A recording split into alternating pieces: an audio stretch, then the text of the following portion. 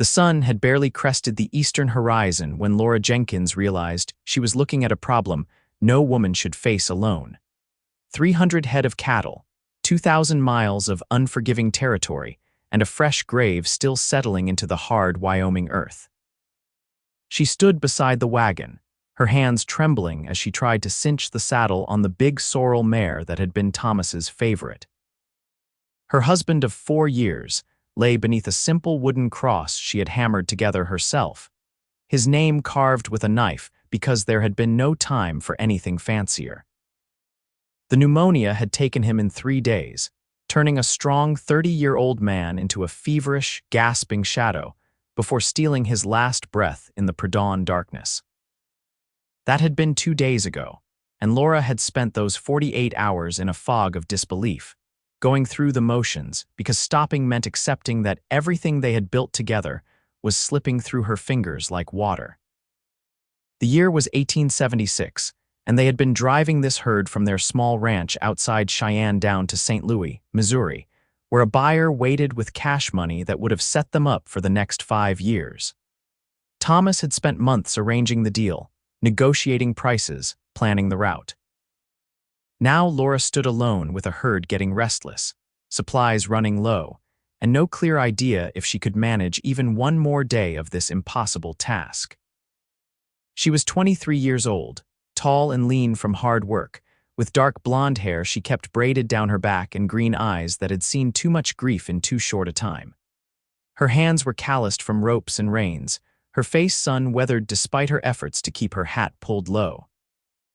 She wore men's trousers because skirts were useless on a drive, and a blue cotton shirt that had belonged to Thomas, the sleeves rolled up to her elbows. The cattle were spread out across the shallow valley, grazing on the sparse grass. They needed to move soon, needed to cover at least 15 miles before the day grew too hot. But Laura stood frozen, staring at the herd, trying to calculate impossible odds. She could ride. She could rope. She could handle a gun well enough to scare off coyotes. But one person could not drive 300 cattle across half a continent. It was not just difficult, it was genuinely impossible. You planning to move those beeves today, or are you just going to stare at them until they grow roots? Laura spun around, her hand instinctively going to the rifle leaning against the wagon wheel. A man sat on a gray gelding about 20 yards away, and she had no idea how long he had been there watching her. He was young, maybe 26 or 27, with dark hair that needed cutting and several days' worth of stubble on his jaw. He wore the standard gear of a working cowboy, worn denim pants, a faded red shirt, a leather vest, and a hat that had seen better days. A rope hung from his saddle horn, and she could see a pistol on his hip. "This is private property," Laura said, keeping her voice steady despite the way her heart hammered in her chest. She was alone out here, vulnerable in ways she had not fully considered until this very moment. "This is open range, madam," the man said, his tone not unkind. "And those cattle have your brand, but they are about half a mile from wandering into the next county if somebody does not get them moving." He nodded toward the eastern edge of the herd, where several steers were indeed drifting away from the main group. Laura cursed under her breath and grabbed her rifle, swinging up onto the sorrel with more determination than grace. She kicked the mare into a trot, circling around to head off the wandering cattle. The stranger sat his horse and watched, not moving to help but not leaving either. It took her 20 minutes to get the strays back with the main herd, and by the time she returned, the man had dismounted and was checking the hooves of one of her oxen hitched to the wagon. "This one is going lame," he said, running a hand down the animal's leg. "You have been pushing too hard." "I have not been pushing hard enough," Laura snapped, swinging down from her horse. "I need to be in St. Louis by the end of August, and I am already 3 days behind schedule." The man straightened, studying her with eyes that were a remarkable shade of blue, like the sky just after dawn. "You driving this herd alone," Laura lifted her chin. "That is none of your concern. It is if you are about to lose every head of cattle you own," he said bluntly. "Where is your crew, your husband, your partner?" "Dead," Laura said flatly, the word dropping between them like a stone. "Pneumonia, 2 days ago." She jerked her thumb toward the small rise where the cross stood stark against the sky. The man removed his hat, a gesture of respect that seemed automatic. "I am sorry for your loss, madam, Laura," she said. "Laura Jenkins, and I do not need your pity. I need to move these cattle." "Marcus Nolan," he said, settling his hat back on his head, "and you are right. You do need to move these cattle, but you cannot do it alone. I do not have a choice. You could sell them here, take whatever you can get, and head back to wherever you came from." Laura felt anger flare hot in her chest. "These cattle are worth 3 times here what they will bring in St. Louis. That buyer is waiting for quality stock, and that is what I have. This herd represents every cent my husband and I had, every hour of work, every plan we made for our future." Her voice cracked, and she hated herself for it. "I will get them to St. Louis." Marcus studied her for a long moment, then walked to his horse and gathered the reins. "All right, then." "All right what?" "All right, let's move them." He swung into the saddle with easy grace. Laura stared at him. "I did not hire you, did not ask you to." He turned his horse toward the herd. "You take the left flank, I will take the right. Keep them moving steady, not too fast. We can make 12, maybe 15 miles before we need to stop for the night." "I cannot pay you," Laura said, the words dragged out of her against her pride. Marcus looked back at her, his expression unreadable. "Did not ask you to," he repeated. Then he rode off toward the cattle, his posture relaxed and competent in the saddle. Laura stood frozen for another heartbeat, torn between relief and suspicion. Men did not just offer help for nothing, especially not to lone women on the trail, but she had no time to debate the wisdom of accepting his assistance. The cattle needed to move, and she could not do it alone. She climbed back on her horse and took up position on the left flank, whistling to get the lead steers moving. Marcus worked the right side, his movements efficient and practiced. Within an hour, they had the herd strung out and moving south at a steady pace, the wagon following behind with the supplies. They did not talk much during that first day. There was no time for conversation with 300 cattle to manage. Laura found herself studying Marcus when she thought he was not looking, trying to figure out his angle. He rode well, handled the cattle with the ease of someone who had been doing this his whole life. He was patient with the stubborn ones, firm but not cruel. By the time the sun was sinking toward the horizon, Laura's whole body ached. She had not slept more than a few hours in the past 2 days, and grief sat like a stone in her chest, making every breath an effort. But the herd was settled in a good spot with water and grass, and Marcus was building a fire beside the wagon. "You should eat something," he said when she finally dismounted and stood staring at nothing. "I am not hungry. You need to eat anyway." He pulled out supplies from his saddlebag and started preparing a simple meal of beans and salt pork. Laura watched him, suspicious even of this small kindness. "Why are you here?" she asked finally. Marcus glanced up at her. "Seemed like you could use the help." "Nobody helps for free." "Some folks do." He went back to his cooking. "What do you want?" Laura pressed. He sighed and sat back on his heels. "You want the truth? I was heading east anyway, no particular destination in mind. I have been drifting since I left my family's ranch in Colorado. Saw you yesterday, saw your husband take sick. Thought maybe I would wait around in case you needed help." He shrugged. "Turns out you do. You were watching us." "I was camped about 2 miles north, saw your fire. This is not exactly crowded territory, madam. I mean, Laura. People notice each other out here." She wanted to be angry, but she was too tired. Instead, she sank down beside the fire and accepted the plate he handed her. The food tasted like sawdust in her mouth, but she forced it down because he was right. She needed to eat. "Why did you leave Colorado?" she asked. Marcus was quiet for a moment. "My pa died last year. My older brother inherited everything. He and I did not see eye to eye on how to run things. Seemed easier to just move on. I am sorry. Life happens." He poured coffee into 2 tin cups and handed her one. "What about you? How did you end up driving cattle across Wyoming?" Laura wrapped her hands around the warm cup, grateful for something to hold on to. "Thomas and I had a small ranch outside Cheyenne. We bought it 3 years ago, built it up from nothing. This herd was supposed to be our big break. The buyer in St. Louis is paying premium prices for quality stock. We were going to use the money to expand, buy more land, maybe hire some help." She stared into the fire. Thomas spent 6 months planning this drive. He knew every water source, every good grazing spot, every town along the way. And now you are trying to do it alone. I do not have a choice, she repeated. You keep saying that, because it is true. She looked at him directly. If I sell these cattle here, I will get maybe a third of what they are worth in St. Louis. That is not enough to keep the ranch. It is barely enough to survive the winter.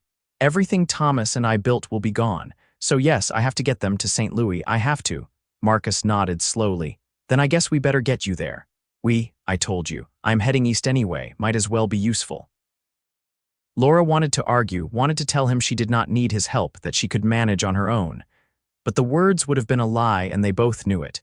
Instead, she said, I can pay you when we get to St. Louis, half of what I make from the sale. That is too much. It is fair. You are doing half the work. Marcus shook his head. I will take a standard drover's wage, nothing more. That is not fair to you. Fair is getting these cattle to St. Louis before they die of old age. He grinned, the expression transforming his face from merely handsome to something that made Laura's heart skip in a way she immediately felt guilty about. Thomas had been dead only 2 days.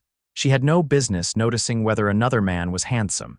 She looked away, focusing on her coffee. We should reach the North Platte by tomorrow afternoon if we keep a good pace. About that, Marcus said, your ox really is going lame. We need to rest here tomorrow, let him recover. We cannot afford to lose another day. We cannot afford to lose the wagon. Everything you need is in there. We rest tomorrow, tend the animals, make sure everything is in good repair, then we push hard for the next week. Laura wanted to argue, but again, he was right. She was so tired of people being right when all she wanted was for the world to bend to her, well, just this once. Fine, 1 day. Good. Marcus stood and stretched. You take the bedroll in the wagon. I will sleep out here and keep watch on the herd. I can take a shift. You look like you are about to fall over. Sleep. We have a long road ahead. Laura was too exhausted to argue. She climbed into the wagon, curled up on the thin bedroll that still smelled like Thomas, and cried herself to sleep while Marcus Nolan sat by the fire and pretended not to hear. The rest day was harder than moving. Laura spent the morning going through Thomas's things, trying to decide what to keep and what to leave behind. Every item carried a memory. The shirt he had been wearing the day they got married, the knife he had used to carve their names into the doorframe of their little house, the book of poetry he had read to her on cold winter nights. Marcus worked on the wagon, repairing a cracked wheel and checking every strap and buckle. He was good with his hands, methodical and thorough. He worked quietly, giving her space to grieve. By afternoon, Laura could not stand the silence anymore. She walked out to where Marcus was checking the cattle, moving among them with calm assurance. How long have you been working cattle? She asked, since I could sit a horse. My pa started teaching me when I was 5. I have been doing this my whole life. Do you miss it? Your family's ranch. Marcus was quiet for a moment, his hand resting on the flank of a young heifer. Sometimes, but my brother made it clear there was no place for me there. He is the oldest, he inherited everything, and he wanted to run things his way. I could have stayed on as hired help, but that felt wrong. Working land that should have been partly mine, taking orders from my brother. He shook his head. Pride maybe, but I could not do it. That does not seem fair. Fair does not have much to do with how the world works. He moved to the next animal. What about you? Do you have family? Not anymore. My parents died of cholera when I was 16. I have a brother somewhere back east, but we have not spoken in years. Thomas was my family. The past tense hurt. Is my family. The ranch is my family now. You planning to keep running it after you sell the cattle? Laura had been avoiding that question, even in her own mind. I do not know. Thomas was the one who understood cattle. I can do the work, but I do not have his instincts, his knowledge, and running a ranch alone. She trailed off. You could hire help. Maybe. She watched the cattle, their peaceful grazing a strange contrast to the turmoil inside her. Right now I am just trying to make it to tomorrow, then the next day, then St. Louis. After that I will figure out what comes next, Marcus nodded. That is all any of us can do. They fell into an easy rhythm over the next week. Up before dawn, moving the herd through the long daylight hours, making camp at dusk. Marcus proved to be a good traveling companion. He was competent and reliable, never complaining about the work or the conditions. He had a quiet sense of humor that sometimes caught Laura off guard, making her laugh when she thought she had forgotten how. But there were hard days too. Days when Laura would see something that reminded her of Thomas, and the grief would crash over her like a wave, leaving her gasping. Marcus seemed to sense those moments. He never pushed, never tried to jolly her out of her sadness. He just quietly took over more of the work and let her feel what she needed to feel. They crossed the North Platte without incident, though the river was running high and it took them most of a day to get the cattle across safely. Marcus rode point, leading the most stubborn steers into the water while Laura worked the rear, pushing the reluctant ones forward. "You are good at this," Marcus said that night as they sat by the fire, both of them exhausted and soaked. "At what? Handling cattle. Handling yourself out here. A lot of women would not have made it this far." Laura bristled slightly. "A lot of men would not have made it this far either." Marcus held up his hands. "That came out wrong. I just meant you are stronger than you give yourself credit for." She softened slightly. "I do not feel strong. I feel like I am barely holding myself together." That is what strong looks like sometimes. Not some big dramatic thing, just getting up every morning and doing what needs to be done even when everything in you wants to quit. Laura looked at him across the fire, really looked at him. In the flickering light, his face was serious, thoughtful. She realized that over the past week, Marcus had become more than just help. He had become a presence she relied on, someone whose opinion mattered to her. That realization scared her. It felt like a betrayal of Thomas, even though Thomas was gone and Marcus was here and she needed him. The guilt and the gratitude tangled together in her chest, making it hard to breathe. "Thank you," she said quietly. "For staying, for helping. I know I have not said it enough, but I mean it. I would not have made it this far without you." Marcus met her eyes. "You might have. But I am glad you did not have to try."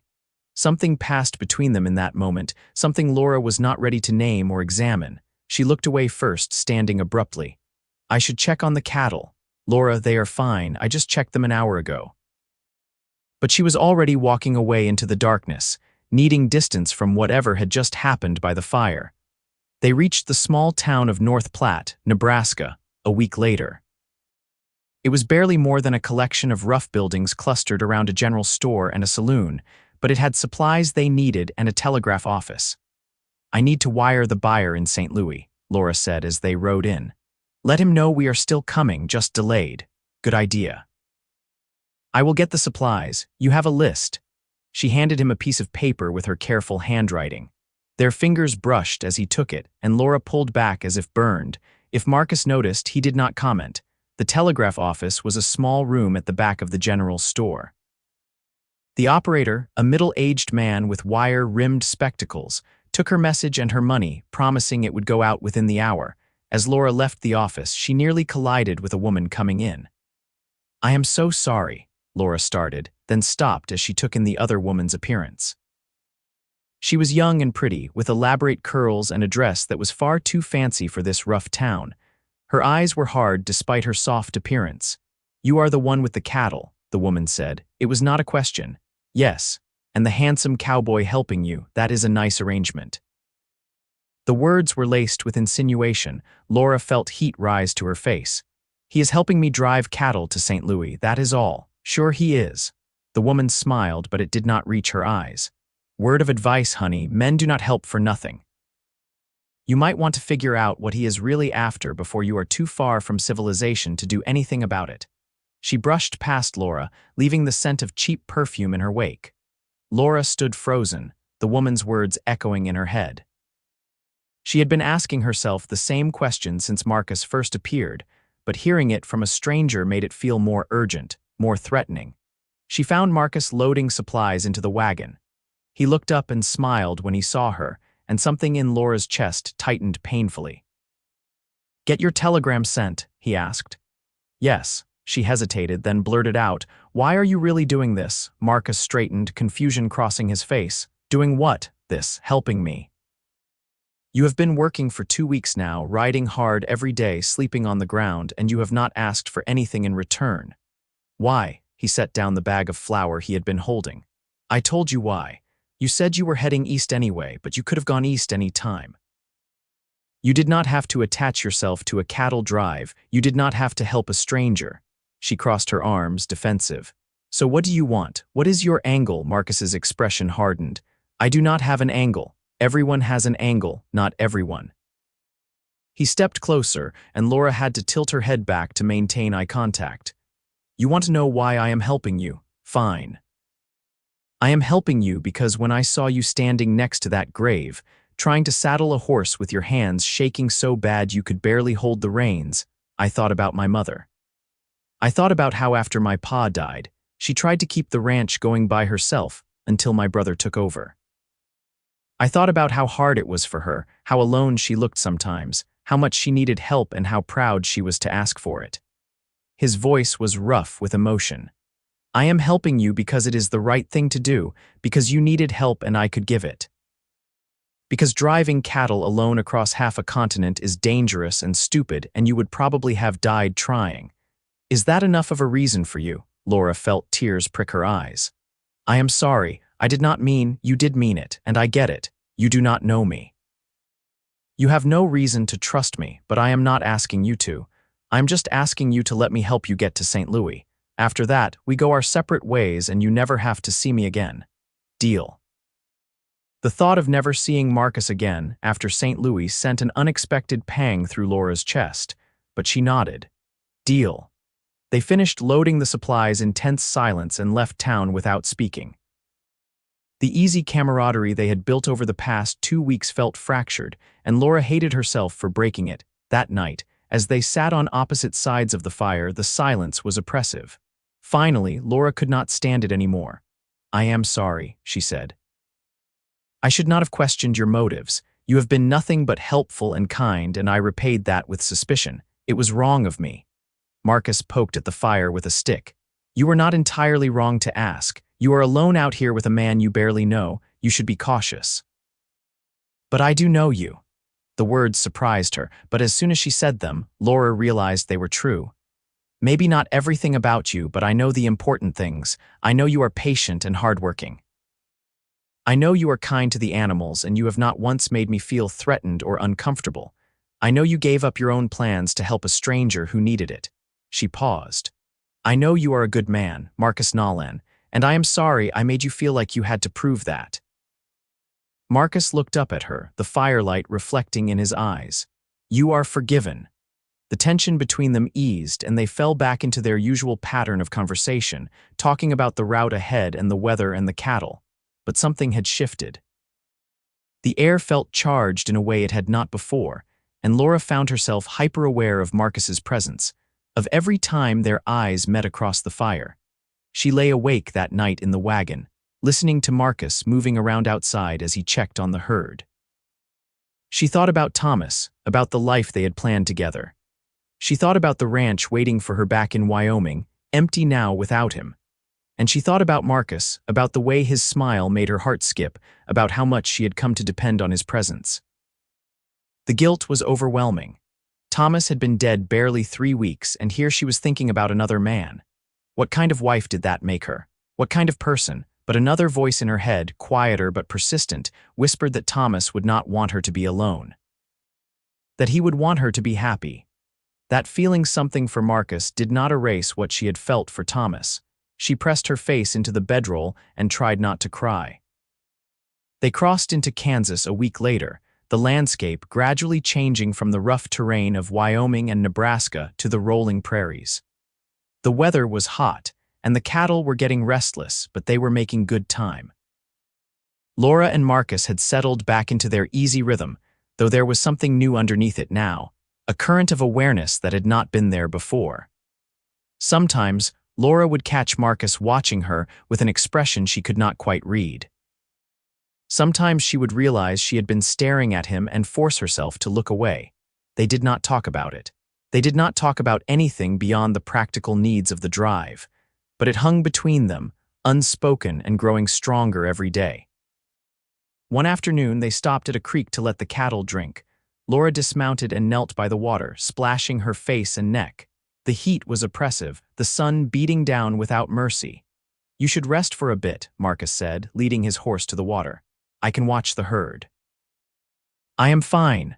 Laura, you have been up since before dawn and you did not eat anything at breakfast. You are going to collapse if you do not take care of yourself. I said I am fine.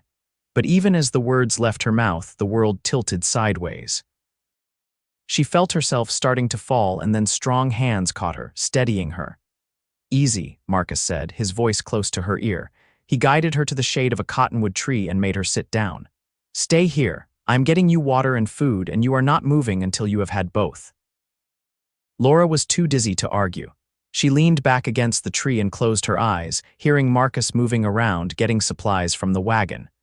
A few minutes later, he pressed a canteen into her hands. Drink. She drank, the water cool and refreshing. Marcus handed her some dried meat and hardtack, and she ate mechanically, her body grateful for the sustenance even if her pride chafed at being taken care of. Better? Marcus asked after she had eaten. Yes, thank you. He sat down beside her, not quite touching but close enough that she could feel his warmth. You have to take care of yourself, Laura. I know you are trying to be strong, trying to prove you can do this, but you are no good to the herd if you collapse. I know. I keep thinking if I stop, if I slow down even for a moment, everything will catch up with me. The grief, the fear, all of it. And I do not know if I can handle that. Marcus was quiet for a moment. My pa used to say that grief is like a river. You can try to dam it up, hold it back, but eventually it is going to break through. Better to let it flow, to feel it and move through it, than to let it build up until it destroys you. When did you stop grieving for your father? I have not. I do not think grief ever really stops. It just changes shape, becomes something you can carry instead of something that carries you. Laura turned to look at him, really look at him. His face was weathered from years in the sun, his hands scarred from hard work. But his eyes were kind, and when he looked at her, she felt seen in a way she had not in a long time. How did you get so wise? She asked softly. Marcus laughed, a low, warm sound. I am not wise. I am just old enough to have made a lot of mistakes and learned from some of them. You are not that old. What are you, 27? 26. You? 23. See, you are plenty young enough to have years of mistakes ahead of you. He grinned, and Laura found herself smiling back. That is a depressing thought, or an encouraging one. Means you have time to figure things out. They sat in comfortable silence for a while, watching the cattle graze. Laura was acutely aware of how close Marcus was, of the warmth of his shoulder nearly touching hers. She thought about moving away, but she did not want to. For the first time since Thomas died, she felt something other than grief and fear. She felt alive. Marcus, she started, then stopped, not sure what she wanted to say. He turned to her, waiting. The moment stretched between them, weighted with possibility. Laura felt herself leaning toward him, drawn by something she could not name and did not want to resist. Then a steer bawled loudly and the moment shattered. They both jerked back, the spell broken. Marcus stood quickly, brushing dust off his pants. We should get moving, he said, not looking at her. Want to make a few more miles before dark. Right, yes. Laura scrambled to her feet, her face burning. What had she been thinking?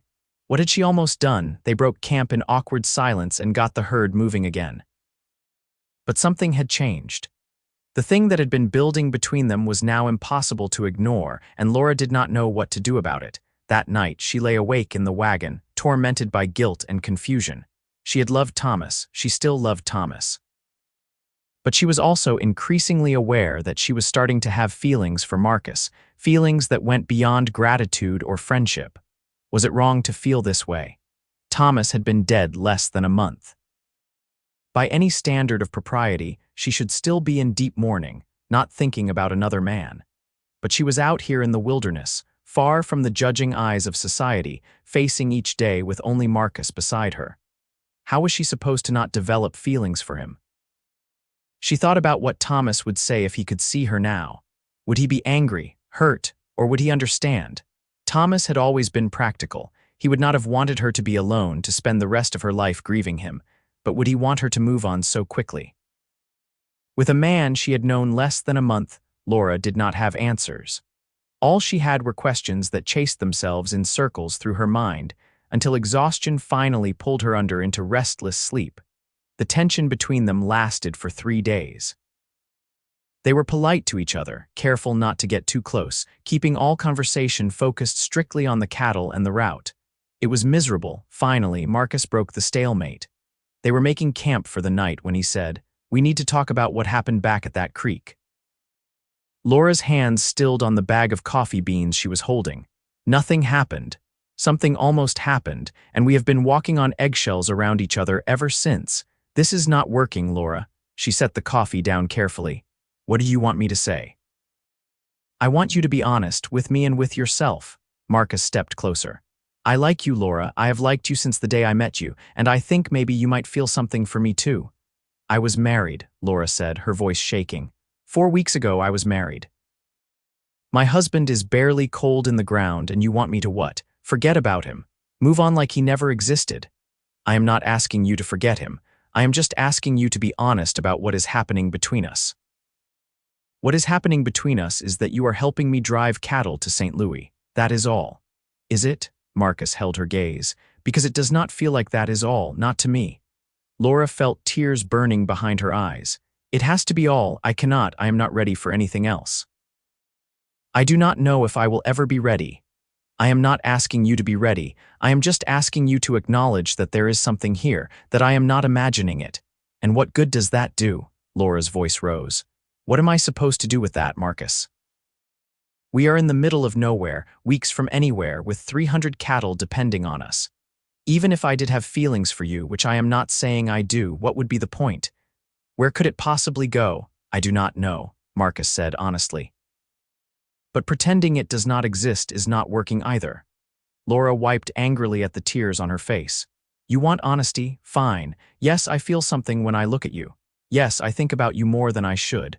Yes, that moment at the creek, I wanted you to kiss me. Is that what you wanted to hear? Marcus looked stunned. Laura, but none of that matters. She pushed past him, pacing in agitation. I am so full of guilt I can barely breathe.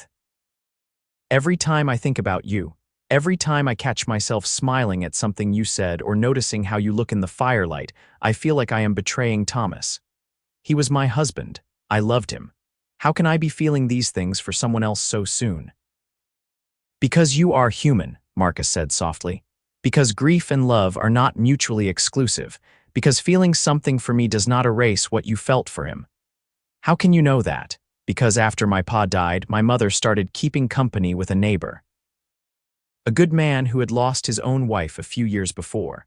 I was angry at first, thought she was dishonoring my pa's memory. But she told me something I never forgot.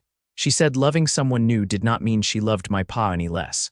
The heart is not a finite thing, Laura. It does not have a limit on how much it can feel or how many people it can hold.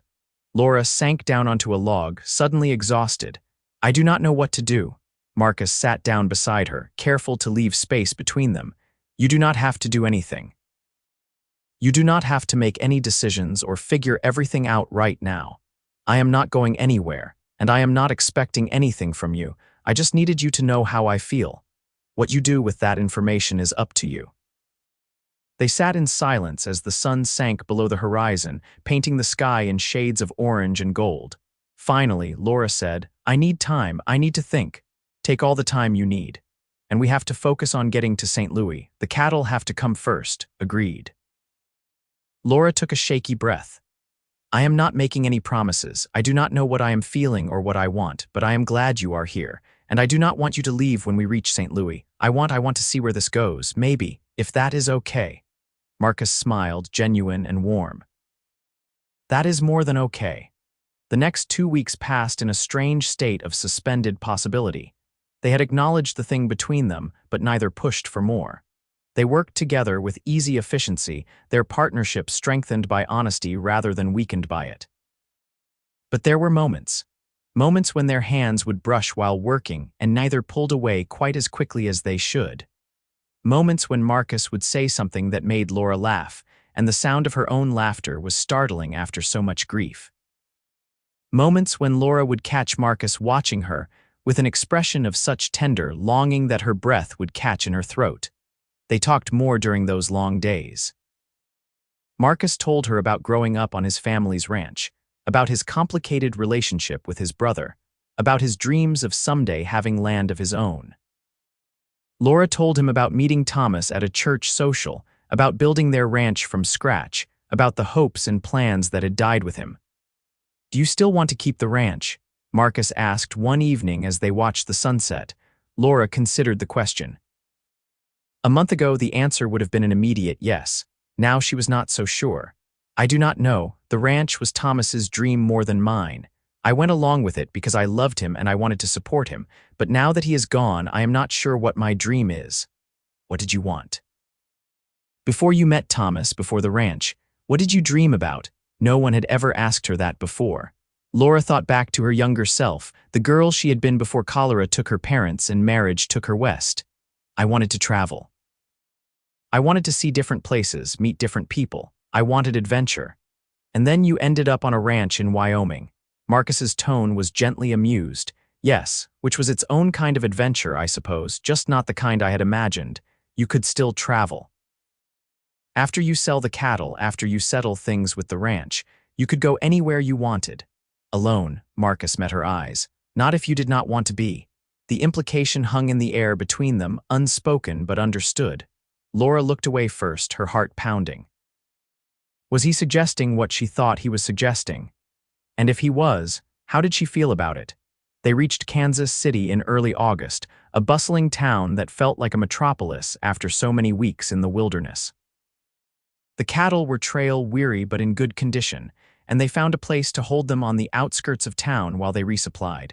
"St. Louis is only about a week away," Marcus said as they checked the supplies. "Are you ready?" Laura realized with a start that she was not. Not because she doubted her ability to complete the drive, but because reaching St. Louis meant the end of this journey. It meant decisions and futures and facing the question of what came next. "I think so," she said, not quite meeting his eyes. They spent one night in Kansas City, splurging on a hotel room for Laura while Marcus slept in the livery with the horses. Laura soaked in a real bathtub for the first time in 6 weeks, washed her hair, and put on a clean dress. When she came down to the dining room for dinner, Marcus was waiting, and the way he looked at her made her blush. "You clean up nice," he said with a grin. "So do you." And he did. He had shaved and trimmed his hair, and in clean clothes with his hat in his hand, he looked almost like a different person. Almost, but not quite. His eyes were the same, that clear blue that made her heart race. They ate dinner together, a real meal with multiple courses and wine. It felt strange after so many weeks of beans and hardtack, almost too civilized, but it also felt like a glimpse of something normal, something beyond the trail. "What will you do?" Laura asked as they lingered over coffee. "After St. Louis." Marcus traced the rim of his cup with one finger. "I have been thinking about that. I saved up a fair amount before I left Colorado, and the wages you are paying me will add to that, enough to maybe buy some land of my own, start small." He looked up at her. "Depends on some other factors, though." "What factors?" "Where I decide to settle." "Who I decide to settle with."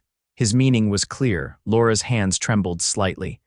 "Marcus, I know, I am not pushing. I am just telling you what I am thinking, what I hope for." "And what do you hope for?" He reached across the table and took her hand, the first time he had really touched her with intent since that day by the creek.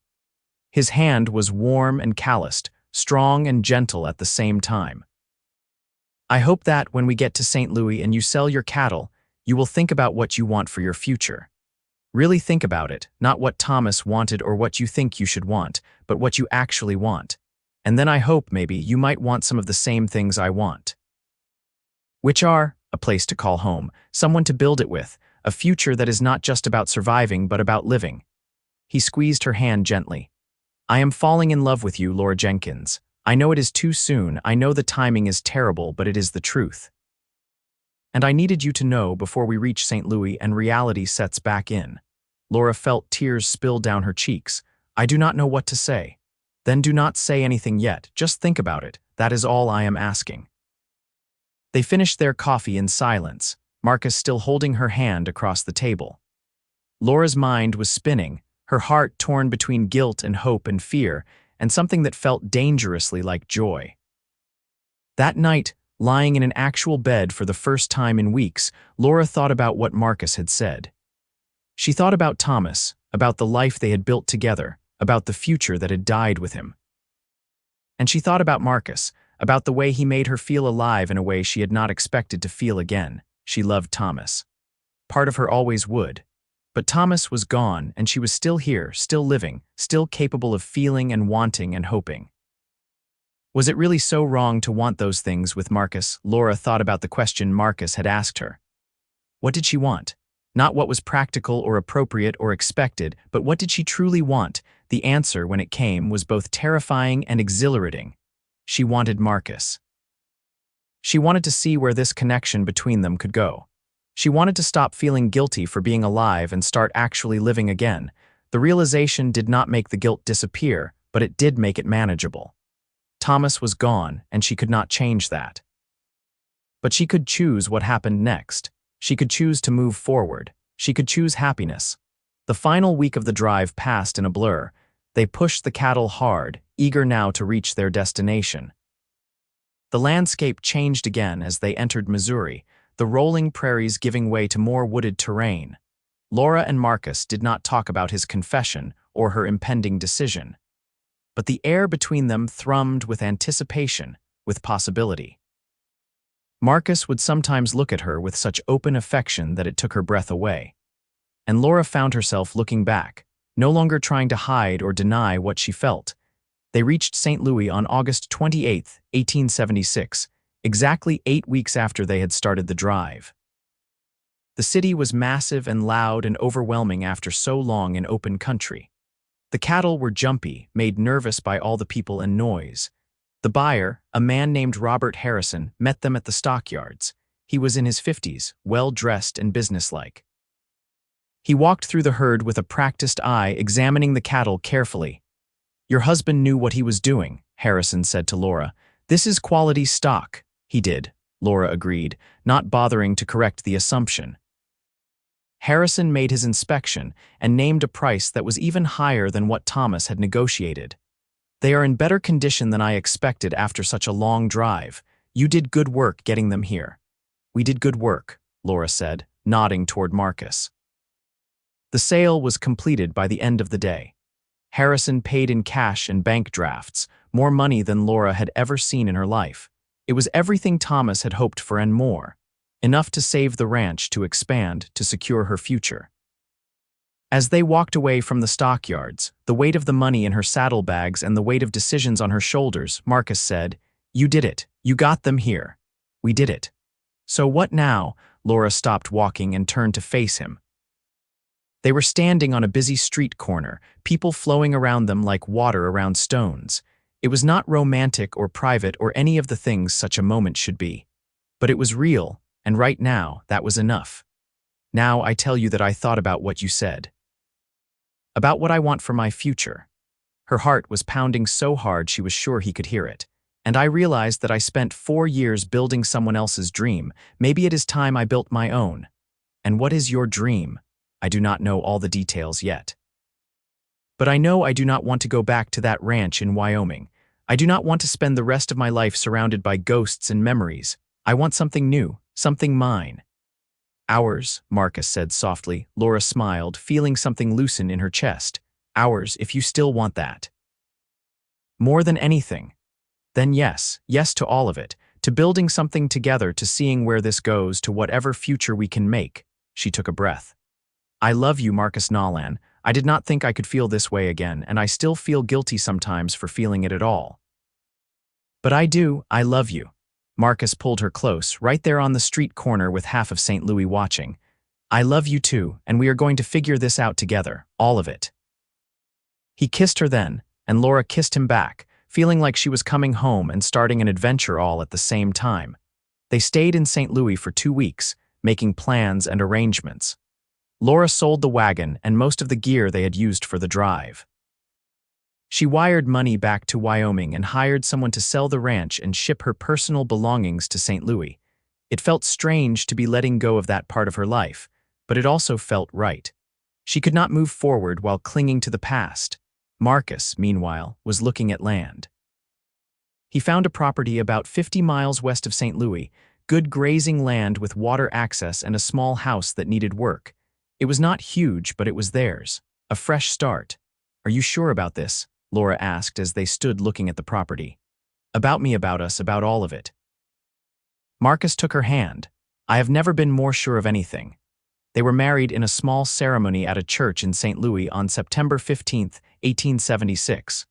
Laura wore a simple blue dress, and Marcus wore his best shirt. There were no guests except the preacher and 2 witnesses pulled in from the street, but it did not matter. It was theirs, this new beginning, and that made it perfect.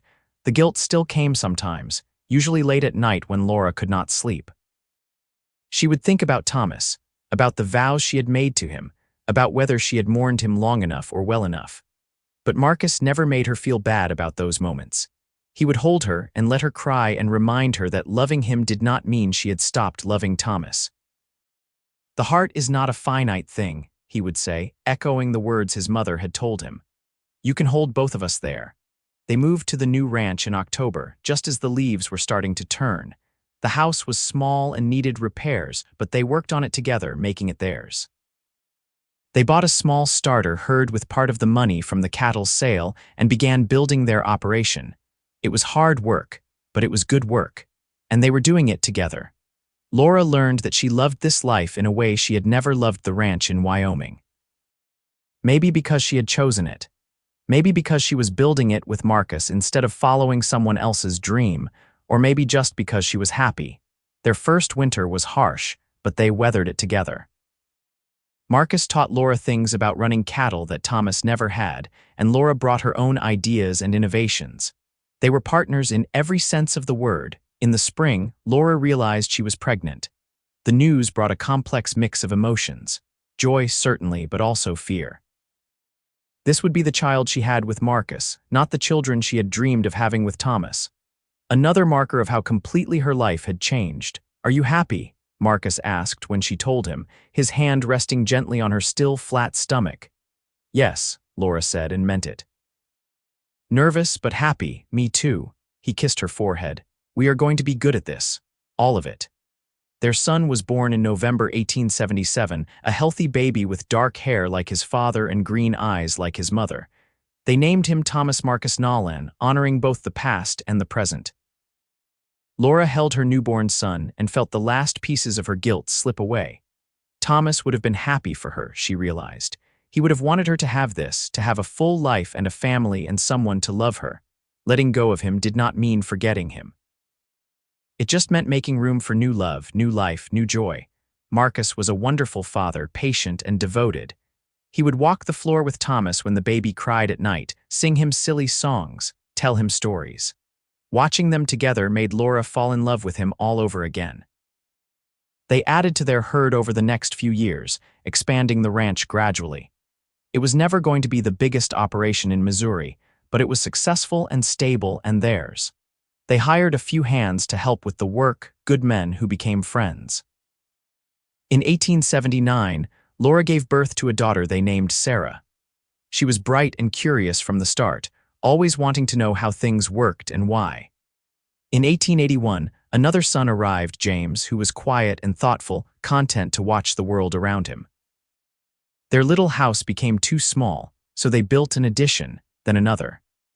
The ranch grew along with their family, expanding in all the ways that mattered. Laura sometimes thought about that terrible day when Thomas died, when she had stood beside his grave and thought her life was over. She had been so wrong. Her life with Thomas had ended, yes, but her life was not over. It had just taken a direction she could not have imagined. On their 10th wedding anniversary, Marcus gave her a beautiful leather-bound journal. "For your adventures," he said with a smile. Laura laughed. "What adventures? I am a rancher's wife with 3 children. My adventures are mostly trying to keep everyone fed and clothed." "Those are the best kind of adventures," Marcus said, pulling her close. "The everyday ones, the ones you build a life from." He was right, Laura realized. Adventure was not just about traveling to far-off places or doing grand things. It was about choosing to live fully, to love deeply, to build something meaningful. It was about getting up each morning and facing whatever the day brought with courage and hope.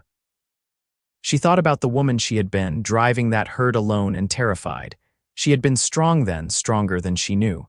But she was stronger now, not because she did not need help, but because she had learned to accept it, to let people in. To build a life with someone, instead of just surviving by herself. Marcus had saved her that day. He rode up and offered to help. Not by doing the work she could not do, but by showing her that she did not have to do it alone. That asking for help was not weakness, and accepting love was not betrayal. Years passed, measured in seasons and harvests, in children growing and the ranch flourishing. Thomas and Sarah and James grew into capable, kind young people, each with their own dreams and personalities. They helped on the ranch, learning the business from the ground up. In 1891, Sarah announced she wanted to go to college back east to study medicine. Laura and Marcus were surprised but supportive, proud of their daughter's ambition. Thomas, their oldest, declared he wanted to take over the ranch someday, which made Marcus beam with pride. James was still figuring out what he wanted, but he had time. Laura stood on the porch of their expanded house one evening, watching the sunset paint the sky in shades of gold and rose. Marcus came up behind her, wrapping his arms around her waist. They had been married 15 years now, and she loved him more with each passing day. "What are you thinking about?" Marcus asked, his breath warm against her ear. "About how strange life is. How it can change in an instant, take you places you never expected to go. Any regrets?" Laura turned in his arms to face him. His hair had a few streaks of gray now, and there were lines around his eyes from years of squinting in the sun. He was still the most handsome man she had ever seen. "Not a single one," she said, and kissed him. The sun sank below the horizon, and the stars began to emerge one by one. Inside the house, their children were laughing over dinner. The cattle were settled in the pasture. The ranch was peaceful and prosperous. Laura thought about the long journey from Wyoming to Missouri, about 300 head of cattle and 2,000 miles of hard country. She thought about Marcus riding up that morning without being asked, joining her when she needed help most. She thought about how love could surprise you, how healing could come when you least expected it, how happiness could bloom even in the soil of grief. They had built something good here, something lasting. Not just a ranch, but a life, a family, a future full of possibility. And it had all started with a cowboy who saw a woman in need and decided to help, who stayed when he did not have to, who loved her when she did not think she could be loved again. Laura looked up at the stars, the same stars that had watched over them during that long drive so many years ago. "Thank you," she thought, sending the words out to Thomas wherever he was. "Thank you for bringing us together, for giving me those years, for teaching me I was strong enough to survive losing you. And thank you for whatever blessing sent Marcus to me when I needed him most." She felt Marcus's hand squeeze hers, and she squeezed back. The past would always be part of her, but it did not define her. She had mourned, she had healed, and she had loved again. And she would keep loving, keep living, keep building this beautiful life for as long as she was given. The night grew darker, and eventually they went inside to their family, to the warm light and laughter and love that filled every corner of their home. This was her happy ending, Laura thought. Not perfect, not without its struggles and sorrows, but real and true in hers. And it was enough. More than enough. It was everything. The years continued to unfold with a gentle rhythm. Thomas, their eldest, married a kind woman named Elizabeth in 1895, and they built a house on the far side of the property, close enough to help with the ranch but far enough to have their own space. They gave Laura and Marcus their first grandchild in 1896, a robust baby girl they named Laura in her honor. Holding that baby and seeing her own name passed to a new generation brought tears to Laura's eyes. Sarah did go east for her education, and she thrived there, eventually becoming one of the few female doctors in Missouri when she returned to set up a practice in St. Louis.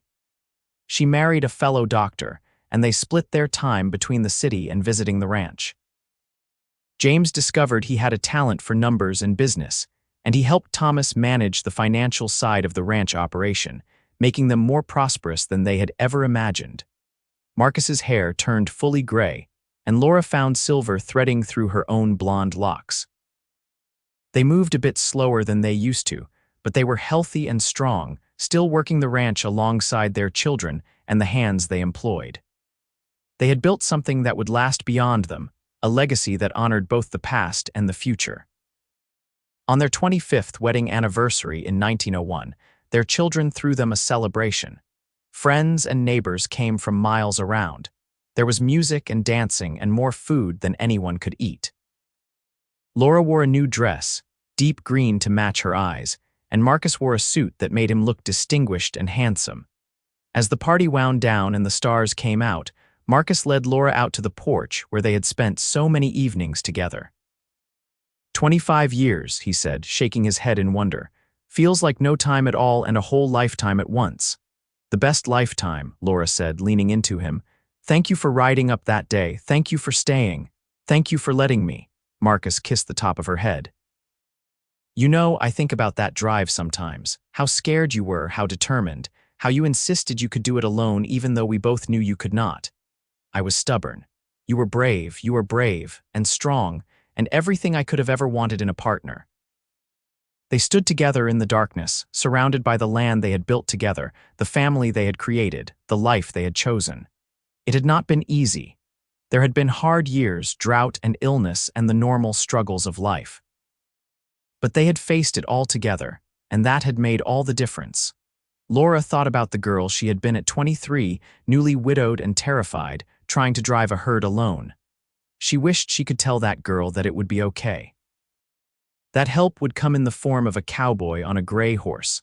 That love would find her again when she least expected it. That life had more chapters to write, more joy to give, more reasons to keep going, but that girl had to walk her own path just as Laura had, and she had survived. She had done more than survive. She had thrived. I love you, Laura said, the words as true now as they had been the first time she said them all those years ago in St. Louis. I love you too, Marcus replied. Always have, always will.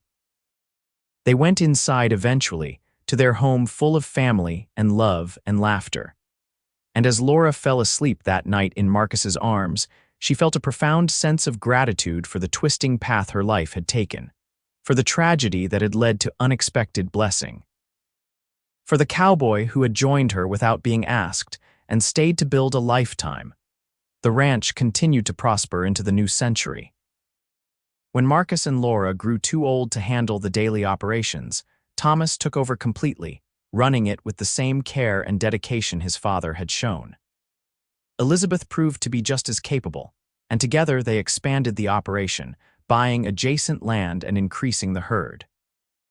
Laura and Marcus moved into a smaller house on the property, a cozy cottage they had built for their retirement. They spent their days in simple pleasures, tending a garden, playing with grandchildren, sitting on the porch and watching the world go by. They had earned their rest and they enjoyed it fully. In 1908, Marcus developed a cough that would not go away. The doctor, Sarah, examined him thoroughly and delivered the news gently. His lungs were failing, a consequence of too many years breathing dust and smoke. He had maybe a year, possibly less. Marcus took the news with characteristic calm. We all die sometime, he said, holding Laura's hand. I got more years than I had any right to expect, and every one of them with you was a gift. Laura wanted to rage against it, to demand more time, but she knew that was not how life worked. Instead, she focused on making their remaining time together as full as possible. Their children and grandchildren visited often. They looked through old photographs and told stories about the early days of the ranch. They sat together in the evening quiet, content just to be in each other's presence. Marcus died on a clear spring morning in 1909, with Laura holding his hand and their children surrounding his bed. His last words were thank you for the adventure. Laura buried him on a hill overlooking the ranch, with a view of the land they had built together. The whole community came to the funeral. Marcus had been well loved, respected as a fair employer and a good man. After he was gone, Laura went through the grieving process again, but it was different this time. She had loved Thomas and she had loved Marcus, and now both were gone. But she was not the frightened young widow she had been 33 years ago. She was 76 years old, surrounded by family, secure in a life well lived. She missed Marcus terribly. Every morning she woke expecting to see him beside her. Every evening she turned to share some thought with him before remembering he was not there. But she also felt his presence in everything around her. The ranch was his legacy as much as hers. Their children carried his kindness and strength. The life they had built together continued, even without him in it. Laura lived 4 more years after Marcus died, long enough to see her great-grandchildren born, long enough to watch the ranch transition fully to the next generation. She spent her final years in the cottage, cared for by her children and surrounded by love. On a summer evening in 1913, Laura Jenkins Nolan died peacefully in her sleep. She was 80 years old, and she had lived a full, rich life. Her children buried her next to Marcus on the hill, reuniting them in death as they had been united in life. The ranch continued for generations, the land Laura and Marcus had claimed and built into something lasting. Their story became family legend, told to each new generation. The tale of the young widow trying to drive a herd alone and the cowboy who joined her without being asked. The story of how love can bloom in unexpected places, how healing can come when you open yourself to it, how life always has more chapters to write if you are brave enough to turn the page. And somewhere on that Missouri hillside, beneath the vast sky they had both loved, Laura and Marcus rested together. The cattle grazed nearby, the wind whispered through the grass, and the land they had built together thrived and flourished, a living testament to the love story that had started with a simple act of kindness and grown into something extraordinary. Their great-great-grandchildren still worked the ranch well into the 20th century, proud of their heritage and the story of how it all began. They showed visitors the old photographs, told the story of the long drive from Wyoming to Missouri, pointed out the hill where Laura and Marcus were buried side by side. It was a good story, they would say. A true story. A love story that proved that sometimes the most important journeys are not the ones we plan, but the ones that find us when we are ready for them. That sometimes help comes from unexpected places. That sometimes saying yes to a stranger who offers to help can change the entire course of your life. And it was a reminder that love does not have a schedule or a timeline, that the heart knows what it needs, even when the mind is too cautious or too afraid. That healing takes its own time, but it does come if you let it. Laura and Marcus's story was a testament to resilience and hope, to the courage it takes to keep going when everything seems lost, and the wisdom it takes to accept help when it is offered. It was about two people who found each other at exactly the right moment, who built something beautiful out of grief and determination, who proved that happy endings are possible even after tragedy. It was, in short, a love story for the ages. And it all started on a summer morning in 1876, when a cowboy on a gray horse rode up to a woman trying to drive a herd alone, and decided to stay.